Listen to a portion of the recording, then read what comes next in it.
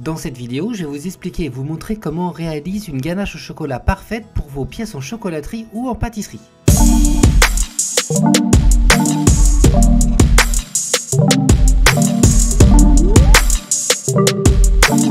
Histoire ou réalité, mais a priori c'est en 1850 qu'un apprenti s'est trompé et a versé de la crème dans du chocolat fondu. Et ayant peur que son patron le gronde, il mélange rapidement les deux éléments et son patron évidemment il a vu et il a traité l'apprenti d'espèce de ganache. Et du coup c'est là où le patron aussi il a vu « Ah bah tiens ça donne quelque chose d'intéressant » donc du coup le mot ganache est resté.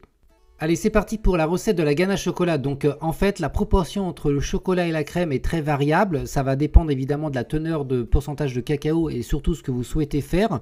Retrouvez en barre d'infos une recette type. Donc ici, on va déjà faire fondre partiellement le chocolat au bain-marie. Donc un bain-marie, dans une casserole, on met un peu d'eau, on met un saladier dessus et on met du chocolat et on laisse fondre tranquillement. Pendant ce temps-là, on ajoute de la crème dans une casserole et on va faire chauffer également la crème jusqu'à quasi ébullition. À ce stade-là, si on souhaite améliorer, en tout cas ajouter des variantes dans une ganache chocolat, on peut faire infuser dans la crème de la vanille ou de la menthe ou un peu ce que vous voulez, avec une durée qui est assez variable suivant ce que vous mettez pour faire infuser. Et une fois que c'est fait, vous pouvez passer au chinois ou au tamis tout simplement pour ensuite réaliser l'émulsion.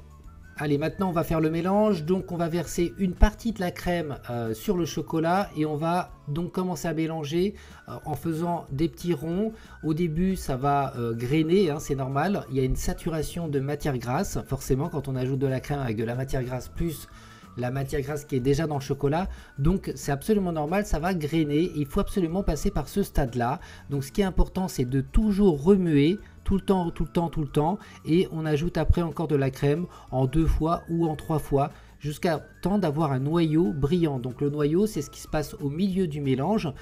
Il va avoir tendance à être lisse et brillant, preuve que l'émulsion est en train de s'opérer. Une fois que c'est terminé, et si vous avez un mixeur de type Bamix, je vous recommande de verser la ganache dans un autre récipient et ensuite de mixer.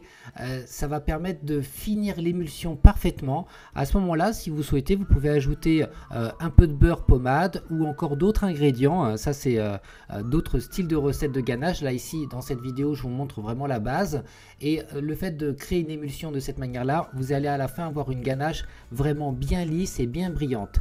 Et quand c'est terminé, on va tout simplement le filmer en contact et on va le réserver pour une utilisation.